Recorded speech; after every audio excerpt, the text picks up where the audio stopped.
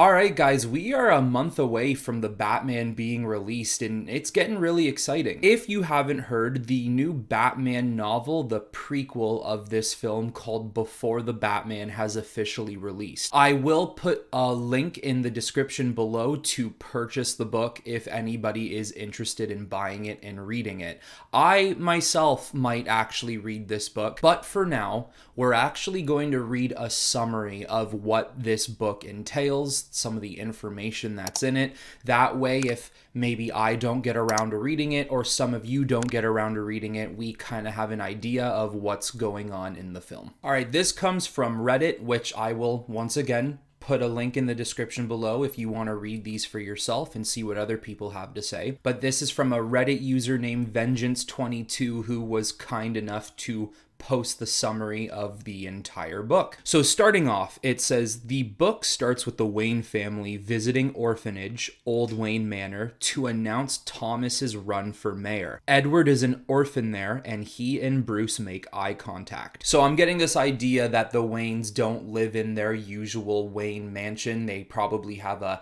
new estate they live in or something a little more fancier than this older one, which is really, really interesting that they've turned it into an orphanage, considering that is what Bruce is going to end up being eventually. But very cool idea of making Edward a orphan in this orphanage, considering a lot of versions of Riddler, his father tends to be very mean, very abusive. Riddler does not have a good upbringing at all. So the fact that he's in an orphanage shows he doesn't have parental guidance. So that's a really nice touch. 10 years pass. Bruce lives at the penthouse of Wayne Towers and has returned from boarding school.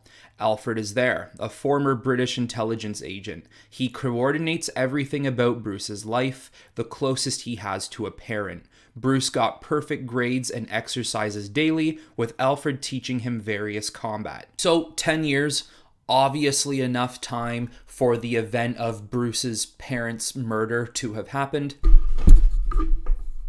As I hit my mic down. And just like I was thinking, he lives in the penthouse of Wayne Towers, so maybe they don't have a brand new estate they've built, but almost similar to how Bruce was living in the Dark Knight film, where while they were rebuilding Wayne Manor, he was living in a penthouse of sorts. So maybe that's what he's been doing for the past little while. This is exactly how I thought this Alfred was going to be. I figured he was going to be part of British intelligence. He was going to know his way around certain fighting styles. And this Alfred will be able to probably help Bruce when it comes to the environment of sneaking around, lurking in the shadows. I'm sure he's going to learn a lot of that from Alfred. Bruce goes to the basement of the tower, opens a door, and enters the tower's abandoned railroad stop.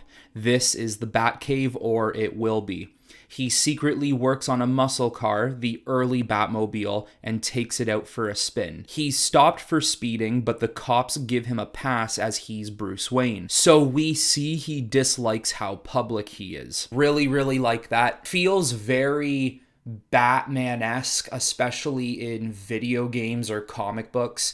He is a guy who will create 5 or 6 different Batcaves around the entire city of Gotham, and I do really like this. It's not your usual underneath Wayne Manor. It's an actual railroad track, and I think that's actually really neat. Also, I know the Batmobile seems to be 50-50. A lot of people like it. A lot of people aren't really feeling it.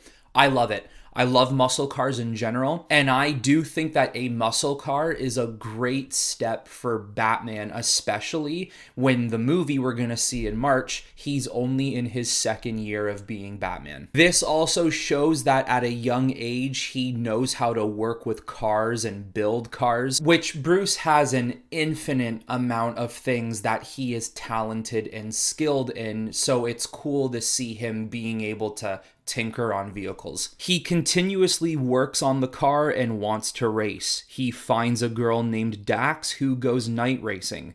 He cannot participate this night, but he watches. So that's cool. He probably wants to be able to test his skills with driving a really fast, nearly indestructible vehicle. He's preparing himself for chasing criminals at night. That's exactly what he's thinking to himself in his head, which is really awesome. And it's very interesting about Bruce Wayne because a lot of the times, some of the early activity he gets into before he actually becomes Batman, sometimes it almost feels a little criminal, like he's doing bad things. I mean, even when he becomes Batman, he's not technically a hero. He is more so a vigilante, does whatever he needs to do to get the job done. But I do think it is really important to showcase that sometimes these criminal activities like night racing and stunt driving and trying to familiarize yourself with the underground of Gotham, sometimes you got to really get your hands dirty to move on and do good. Edward Nashton is a food delivery man, still living at the orphanage, while he tries to finish school and attend college. He dislikes people and sticks to puzzles. He is saving money to go to school and become a forensic accountant, as it is like solving riddles. This night, he is delivering food on his bike when he is endangered by the same race Bruce is watching. He is furious at the wealthy kids' lack of caring or understanding how lucky they are, and then devises a plan to end the race. Very true and common to the personality of the Riddler. He pretty much hates anybody who is higher than him in any aspect, so this really fits his MO, and I love it. Bruce, during his first few weeks of the summer, demonstrated a keen sense of science and forensics. He uses it on this second night where he participates in the race.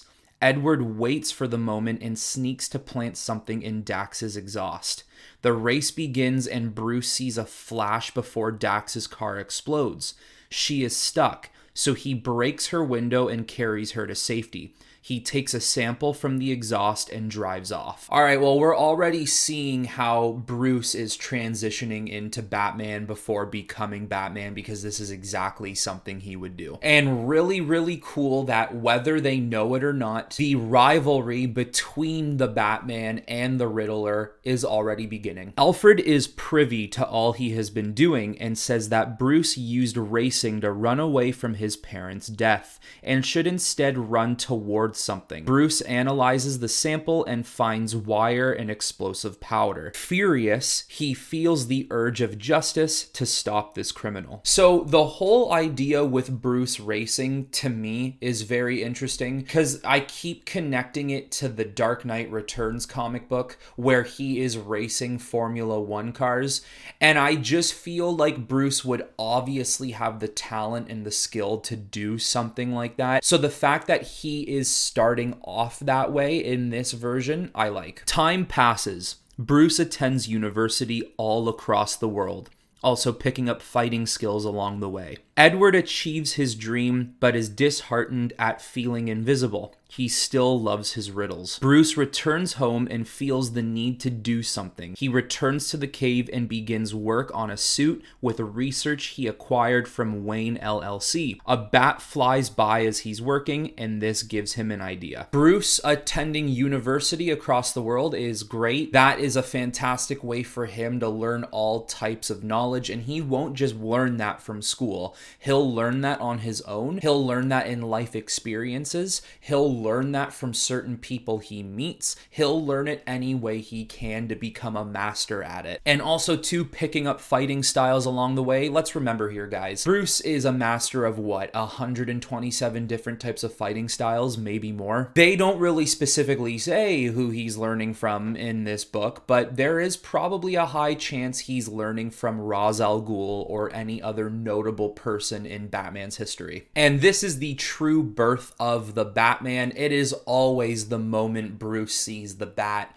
that he exactly knows the persona he's going to inherit. But also, just to quickly mention about Edward there, like I said, they are completely sticking true to his persona. The fact that he feels ignored or invisible, no one pays him any mind. This is why the Riddler tries so hard to do what he does, and why he loves the intellect of riddles so much so that he can prove people otherwise. He hits the streets, as in I assume Bruce, in his drifter outfit, similar to his disguise during his street racing days, and comes across a jewel thief. He switches to his prototype suit and dark eye makeup and confronts the man. The man has advanced explosive gel and escapes. Not before Bruce puts a tracker on him. He collects his glove to analyze the sample. A subtle nod to explosive gel here. I'm not sure if it is referenced the same way in the book, but all I can think of is the explosive gel in the Batman Arkham games. While this is happening, Edward goes to a gas station to get gas in a canister. He drove by the orphanage and, fueled with rage, he decided no kid should have to live there ever again. This is where I'm assuming that Edward is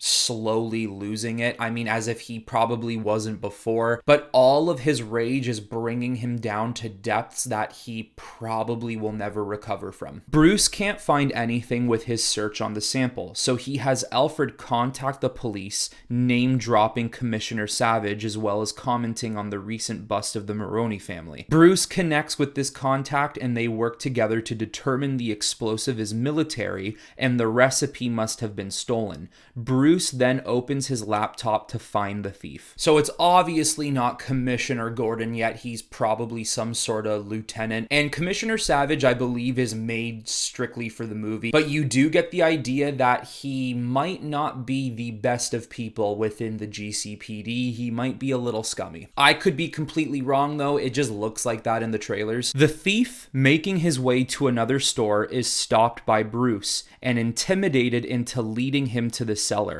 He does, but also reveals Bruce is watching. So the seller drives. The car is much more advanced than before, so he beats the seller and learns it is Dax. Bruce digs up info on Dax with help from the GCPD and discovers she visits her dad in prison every time she can. So Bruce sneaks in there and follows her out. He follows her home so he can return later. Not exactly sure who this Dax character is. There is a really high chance that Dax is specifically made just for the prequel book. I haven't read this entire summary. This is completely new information for me. But I am wondering if this is going to be a tie-in to the crime families, so the Maroonies and the Falcones. Edward sits at home surrounded by his collection of riddles and antique greeting cards that have riddles. He drives to the orphanage and sneaks inside. Knowing the layout, he pulls the fire alarm and hid until everyone was out. He gets to work, but not before stealing a photo of Bruce, Thomas, and Martha, one he is in the background of. Bruce confronts Dax, unable to believe she would do something so illegal. He has a crush on her slightly, and she says her dad was framed by this guy working under the Penguin, and if she delivers, they will set him free. Bruce convinces her to help him, and together they stop the dealer. Bruce drops his zip-tied self off. I think that's worded really weirdly. I'm pretty sure they're talking about the dealer. Bruce delivers the dealer to the police station with a note that has a little bat symbol on it. Bruce goes to Dax, who mentions leaving Gotham for maybe Metropolis to work at LexCorp or somewhere else. She thanks him and leaves. Huh. Okay. That's cool. That's really cool. Metropolis exists in this world, and so does LexCorp. Look, there's no guarantee that means Superman is around. There's no guarantee that Superman will ever exist. No guarantee of a Justice League or anything like that. I wouldn't necessarily say no. This is a DC fan's dream. We want a solid Justice League. And if Warner Brothers isn't going to let us get one from Zack Snyder, I mean, this is a potential really cool world to get a Justice League from, but I don't want to get ahead of myself. We do still have to remember that at the end of the day, this is a one-off solidified story to Bruce Wayne and the Batman, but there's potential. and that is a really cool Easter egg. Edward felt good about his arson, but unhappy he won't receive recognition. He ponders what more he can do to stop the corruption of the city and thinks of leaving riddles at the scene. So simply enough, this is where Edward becomes the Riddler. Alfred reveals he knows what Bruce is up to and that he's unhappy with it, but thinks like Thomas, Bruce loves this city and has to change. There's a sense of unspoken agreements that Bruce cannot be stopped, and it leads to the idea that Alfred will slowly begin to help. Years pass, just under 2, and Bruce is doing the same thing. Patrolling before suiting up, the bat signal exists, and we see he writes, "Fear is a tool. When that light hits the sky, it's not just a call, it's a warning," as well as the concluding entry, "I am vengeance, I am the shadows, I am the Batman." Very, very interesting. There's a lot of good information in this prequel book, and the great thing about it is, of course, they're not going to put anything in the book that is going to spoil any surprises for the film coming next month. You know, some of the biggest takeaways from this is the fact that Bruce was a race car driver. He was heavy into that kind of car scene, traveling the world and learning about different skills and fighting styles. I think that is very, very important information, especially since that in this film, they're not going to do too much of an origin story for him since we've already seen it so often. And I can't help it, guys, but one of the biggest takeaways from me is the fact that Metropolis and LexCorp exists, because the potential moving forward from here is huge. And honestly, I know Matt Reeves says the future is all just about Batman, and even me as well. I think that this movie is probably a little better off without getting into the magic of DC, and by magic, I mean just all these crazy godlike characters, but we won't fully know until we see the movie and get an idea of how it actually feels. Maybe this Batman could transition into that world, and hey, if it gets enough money and enough people like it, Warner Brothers is probably going to try and come out here and be like, oh, let's reverse all these timelines and get everyone in together with Robert Pattinson's Batman. I don't know, maybe they'll do it. Warner Brothers is a mess. That's a different conversation. But also, too, Robert Pattinson is young. He can play Batman for a long time. And even if this has nothing to do with the wider DC universe, I'm just really loving what this prequel book gave us already. What it looks like, how it sounds, what it seems to entail, and how it sounds seems like a really good starting point for Bruce Wayne before he becomes Batman, and it makes me all that more excited for the movie next month. Alright guys, well now it's your turn. Leave in the comments below what you thought of this summary. If you are going to pick up the book, maybe certain things in the summary that I didn't point out, maybe there's something you enjoyed, put it in the comments below and let me know. But that's it for this one, guys, and just like usual, everyone, I will talk to you all very soon.